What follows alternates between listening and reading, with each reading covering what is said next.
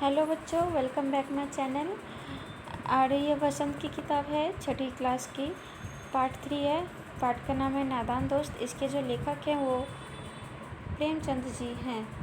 प्रेमचंद जी के चैप्टर का नाम रखा है नादान दोस्त, जो कि कहते हैं कि केशव के घर कार्निश के ऊपर, कार्निश का मतलब होता है जो छत का अगला हिस्सा निकला हुआ होता है, जिसे हम बालकनी बोलते हैं। तो कार्निश के ऊपर चिड़िया ने अंडे दिए थे। केशव और उसकी बहन श्यामा दोनों बड़े ध्यान से चिड़िया को वहाँ आते जाते देखा करते। सवेरे दोनों आंखें मलते कार्निश के सामने पहुँच जाते। वहाँ जाते और चिड़िया दोनों को वहाँ बैठा पाते। प्रेमचंद जी कहते हैं, केशव के घर कार्निश के ऊपर मतलब कि बालकनी के ऊपर चिड़िया ने अंडे दिए थे। केशव और उसकी बहन थी जिसका नाम था श्यामा, और वो दोनों वहाँ पे चिड़िया को ध्यान से देखा करते थे। जब वो सवेरे उठते थे तब वही बालकनी में चले जाते थे और वहाँ पे चिड़ा और चिड़िया दोनों को वहाँ पे बैठा हुआ पाते थे। उनको देखने में दोनों बच्चों को ना मालूम क्या मज़ा मिलता। दूध और जलेबी की सूंघ भी न रहती थी। मतलब कि इतना मज़ा आता था उन लोगों को देखने में चिड़िया के अंडे को, कि उनको दूध और जलेबी की भी कोई भी फिक्र नहीं रहती थी। दोनों के दिल में तरह तरह के सवाल उठते। अंडे कितने बड़े होंगे, किस रंग के होंगे, कितने होंगे, क्या खाते होंगे, उनमें से बच्चे किस तरह निकल आएंगे, बच्चों के पर कैसे निकलेंगे, घोंसला कैसा है। लेकिन इन बातों का जवाब देने वाला कोई नहीं। प्रेमचंद जी कहते हैं कि बच्चों के मन में बहुत सारे सवाल उठते थे कि अंडे कितने देंगी वो चिड़िया, कितने बड़े अंडे होंगे, किस रंग के होंगे, वो अंडे क्या खाते होंगे, अंडे में से बच्चे कब निकलेंगे, वो घोंसला कैसा होता है, और बच्चे कैसे होते हैं। लेकिन ये सारी बातें उन बच्चों के मन में थे, लेकिन इन सवालों के जवाब कोई वहाँ पे देने वाला नहीं था। न अम्मा को घर के काम धंधों से फुर्सत थी, न बाबूजी को पढ़ने लिखने से। मतलब जो उनकी अम्मा और बाबूजी थे, मतलब मम्मी पापा, उनको भी कोई काम अम्मा तो उनकी मम्मी तो घर के काम ही करती रह जाती थी, और जो बाबूजी तो वो पढ़ने लिखने में ही बिजी रहते थे। दोनों बच्चे आपस ही में सवाल जवाब करके अपने दिल को तसल्ली दे लिया करते थे। कहते हैं कि दोनों बच्चे एक दूसरे से ही सवाल करते, एक दूसरे को जवाब देते और उसी से तसल्ली पा लेते। श्यामा कहती, क्यों भैया, बच्चे निकलकर फुर्र से उड़ जाएंगे। केशव विद्वानों जैसा गर्व से कहता, नहीं री पगली, पहले पर निकलेंगे, बगैर परों के बेचारे कैसे उड़ेंगे। तो केशव विद्वानों की तरह, मतलब साइंटिस्ट की तरह कहते थे कि पहले तो उसके पर निकलेंगे, मतलब पर का मतलब होता है पंख निकलेंगे तब तो वो उड़ेंगे, बिना परों के कैसे उड़ जाएंगे। श्यामा बच्चों को क्या खिलाएगी बेचारी। केशव इस पेचीदा सवाल का जवाब कुछ न दे सकता था। और जो श्यामा बोलती थी बच्चों को क्या खिलाएंगे, तो वो केशव जो था वो इस सवाल का उसको जवाब नहीं दे पाता था। इस तरह 3-4 दिन गुजर गए। दोनों बच्चों की जिज्ञासा दिन दिन बढ़ती जाती थी। अंडों को देखने के लिए वे अधीर हो उठते थे। उन्होंने अनुमान लगाया कि अगर ज़रूर बच्चे निकल आए होंगे। बच्चे के चारे का सवाल अब उनके सामने आ खड़ा हुआ। प्रेमचंद जी कहते हैं कि अगर अब बच्चे निकल ही आए होंगे तो उसके चारों मतलब उसके खाने पीने का सवाल पैदा होता है कि वो क्या खाएगा और कैसे खिलाएंगे। चिड़िया बेचारी इतना दाना कहाँ पाएगी कि सारे बच्चे का पेट भरे। वो कहते हैं कि केशव और जो उसकी बहन थी वो मतलब सोचते रहते थे कि चिड़िया इतना दाना कहाँ से ला पाएगी कि सभी बच्चे का पेट भर सके। गरीब बच्चे भूख के मारे चू चू करके मर जाएंगे। कहते हैं कि गरीब बच्चे भूख के मारे चू चू करके मर जाएंगे क्योंकि इन्हें तो खाना मिलेगा ही नहीं ज़्यादा।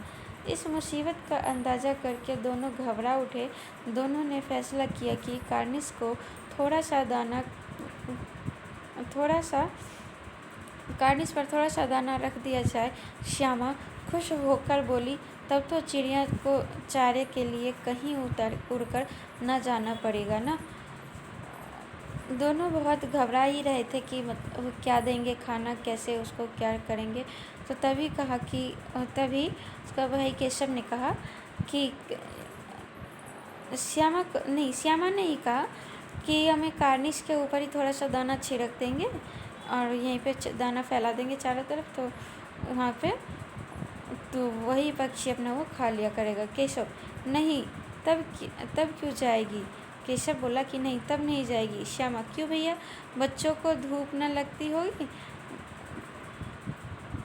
श्यामा बोलती है केशव से कि बच्चों को धूप तो लगती होगी ना। केशव का ध्यान इस तकलीफ की तरफ न गया था। बोला, ज़रूर तकलीफ़ हो रही होगी, बेचारे प्यास के मारे तड़पते होंगे। ऊपर छाया भी तो कोई नहीं। कहते हैं कि केशव को तो पता भी नहीं, मतलब ध्यान ही नहीं गया कि चिड़िया के बच्चे को धूप भी लगती होगी। तो कहता है कि बेचारे प्यास के मारे तड़पते होंगे, पानी भी नहीं होगा, ऊपर में तो कोई छाया भी नहीं है जिससे उन्हें धूप न लगे। आखिर यही फैसला हुआ कि घोंसले के ऊपर कपड़े की छत बना देनी चाहिए। और दोनों भाई बहन ने ये विचारा कि घोंसले के ऊपर जो है वो वहाँ पे छत बना देनी चाहिए।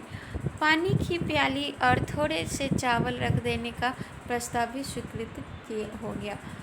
और दोनों भाई बहन ने कहा कि थोड़ा सा पानी भी दे देंगे और थोड़ी सी चावल भी रख दिया करेंगे। दोनों बच्चे बड़े चाव से काम करने लगे।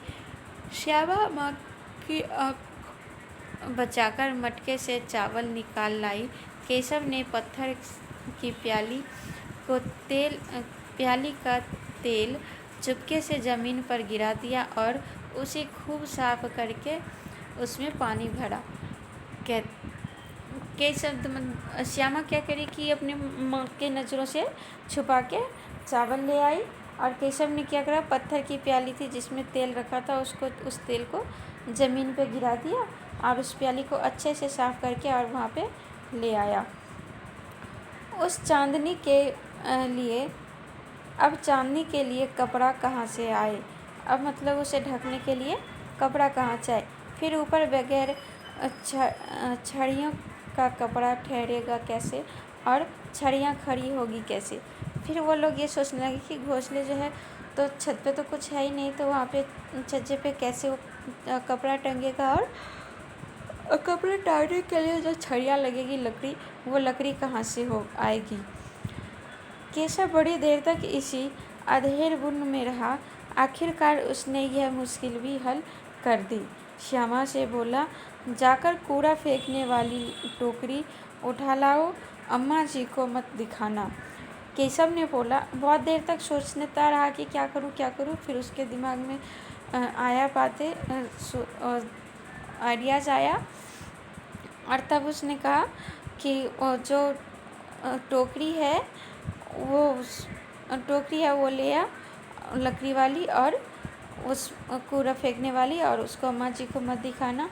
श्यामा, वह तो बीच से फटी हुई है, उसमें तो धूप न जाएगी। केशव ने झुँझलाकर कहा, तू टोकरी तो ला, मैं उसका सुराख बंद करने की कोई हिम्मत निकालूंगा। कहने लगा कि तू जा टोकरी ले आ चुपचाप, और मैं उसमें से उसके जो छेद है टोकरी में, उसका सुराख जो है वो मैं बंद करने की कोई ना उपाय कोई सोच ही लूँगा। श्यामा दौड़कर टोकरी उठा लाई। केशव ने उसके सुराख को थोड़ा सा कागज़ ठूस दिया, तब टोकरी को एक टहनी से टिकाकर बोला, देख, ऐसे ही घोंसले पर उसकी आग कर दूंगा, तब कैसे धूप जाएगी।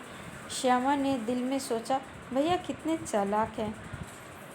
श्यामा दौड़कर टोकरी उठा लाई। तब केशव ने उस टोकरी में जो सुराख था उसको बंद कर दिया और वहाँ पे तब केशव बोला कि देख, इसको मैं इस तरह से इसमें कागज़ ठूस के और इसको टेहरी से टिकाकर यहाँ पे ऐसे टिंगा दूंगा, तो फिर घोंसले की तब धूप नहीं आएगी घोंसले में। तो श्यामा ने मन ही मन सोचने लगी कि ओह भैया मेरा कितने चालाक हैं। गर्मी के दिन थे। बाबूजी दफ्तर गए हुए थे। अम्मा दोनों बच्चों को कमरे में सुलाकर खुद सो गई थी, लेकिन बच्चों की आंखों में आज नींद कहाँ। अम्मा जी को बहलाने के लिए दोनों दम रोके आंखें बंद किए मौके का इंतज़ार कर रहे थे। ज्यों ही मालूम हुआ कि अम्मा जी अच्छी तरह से सो गई, दोनों चुपके से उठे और बहुत धीरे से दरवाजे की छिटकनी खोलकर बाहर निकल आए। अंडों की हिफाजत की तैयारियां होने लगी। केशव कमरे से एक स्टूल उठा लाया, लेकिन जब उससे काम न चला तो नहाने की चौकी लगाकर स्टूल को नीचे रखी और डरते डरते स्टूल पर चढ़ा। दोनों गर्मी के दिन था। बाबूजी दफ्तर गए थे और जो अम्मा थी वो बच्चों को सुलाने के लिए कमरे में गई थी, लेकिन बच्चों को अंडे का ध्यान था। उसे तो नींद आ ही नहीं रही थी, लेकिन अगर वो सोते नहीं तो अम्मा जी उसे बाहर निकलने नहीं देती। इसीलिए बच्चे को बहलाने के लिए, बच्चे को ध्यान भटकाने के लिए बच्चे ने क्या करा कि सोने का नाटक किया। उन्होंने आंखें बंद की, अपने दम को रोके रखा ताकि अम्मा बोले कि हाँ ये दोनों सो गए हैं। और फिर जैसे ही अम्मा की आंख लग गई, तब दोनों भाई बहन चुपके से कमरे से निकल जाते हैं और फिर वहाँ दरवाजे खोलकर निकल जाते हैं और अंडे की हिफाजत की तैयारियों में लग जाते हैं। केशव जो है वो स्टूल ले आता है। स्टूल पर से नहीं पहुँचता है तो वो क्या करता है, नहाने वाली चौकी ले जाता है उसके नीचे और उस पर फिर स्टूल रख के और डरते डरते स्टूल पे चढ़ जाता है। श्यामा दोनों हाथों से स्टूल को पकड़े हुई थी। स्टूल चारों टांगे बराबर न होने के कारण जिस तरफ ज़्यादा दबाव पड़ता था जरा सा हिल जाता था। अब स्टूल के जो थे वो चारों पहिए एक साइज का नहीं था, एक रंग नहीं था, जिसकी वजह से जिस साइड को ज़्यादा हिलता वो उस साइड को झुक जाता था। उस वक्त केशव को कितनी तकलीफ़ उठानी पड़ी थी यह उसी का दिल जानता था। दोनों हाथों के कार्निश पकड़ लिया था और श्यामा को दबी आवाज़ से डांटता अच्छी तरह पकड़ा, क्योंकि श्यामा ने उसकी जो श्यामा थी वो उसको टेबल को पकड़ रखी थी और वहाँ पे वो जो श्यामा थी वो उसके टेबल को पकड़ रखी थी और उस पर वो चढ़ता, लेकिन जिस तरफ को वो ज़्यादा झुकता था उस तरफ को वो क्या हो जाता था, टेबल भी झुक जाता था। उसी का दिल जानता था कि मतलब केशव का ही दिल जानता था कि उसे कितनी ही मेहनत करनी पड़ी थी उस चिड़िया के अंडों को बचाने के लिए, उसे धूप नहीं लगने देने के लिए। दबी आवाज़ से मतलब श्यामा ने ज़रा ज़ोर से गुस्सा नहीं किया, धीरे से बोला कि अच्छी तरह से पकड़ टेबल को, मतलब जो टेबल जो है उसको अच्छी तरह से पकड़ो।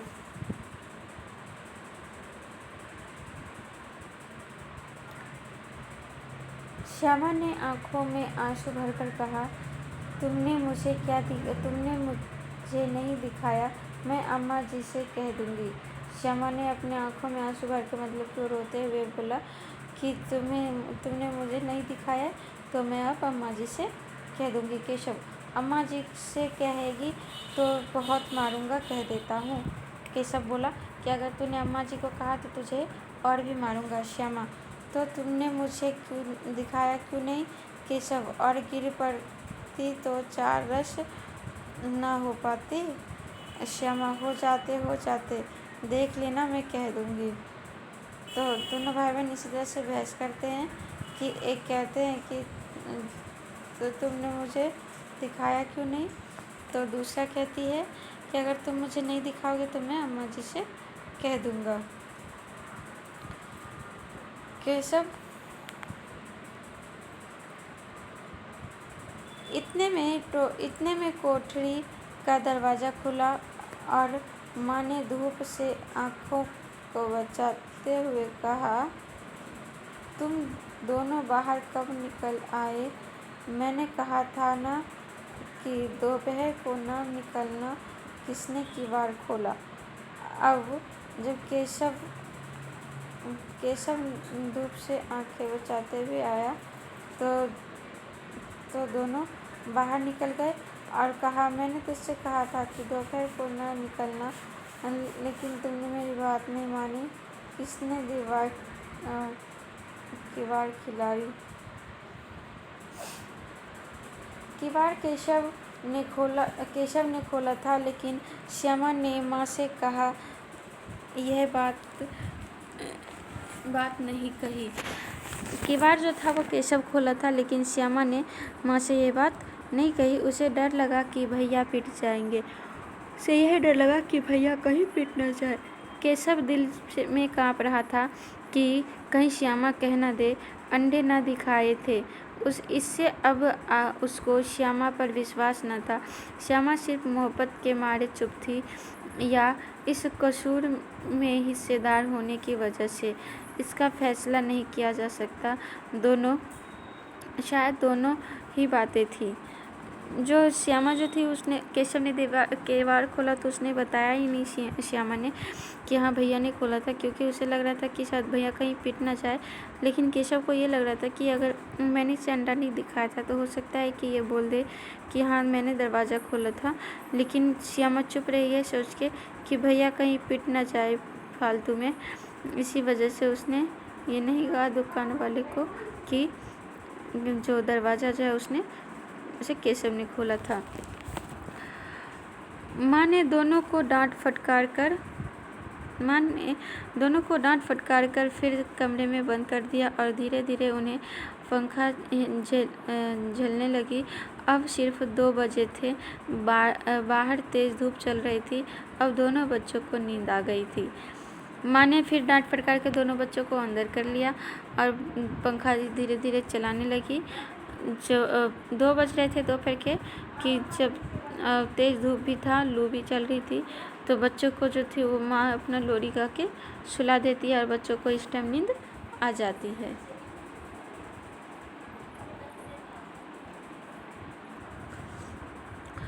4 बजे यकायक श्यामा की नींद खुली। 4 बज चुके थे तब श्यामा की नींद खुली। किवाड़ खुले हुए थे। वह दौड़ी हुई कार्निश के पास आई और ऊपर की तरफ ताकने लगी। टोकरी का पता न था। संयोग से उसकी नज़र नीचे गई और वह उल्टे पांव दौड़ती हुई कमरे में जाकर जोर से बोली, भैया अंडे तो नीचे पड़े हैं, बच्चे उड़ गए। 4 बजे तब श्यामा की आँख खुली। यकायक का जो मतलब होता है वो होता है अचानक।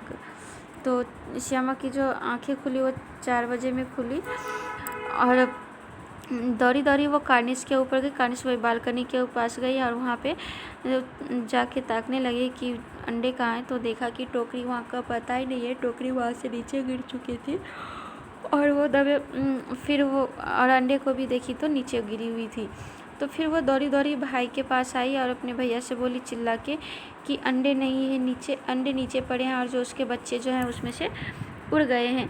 केशव घबरा कर उठा और दौड़ा हुआ बाहर आया तो क्या देखता है कि तीनों अंडे नीचे टूटे पड़े हैं और उनसे कोई चूने किसी चीज़ बाहर निकल आई है। पानी की प्याली भी एक तरफ टूटी पड़ी है।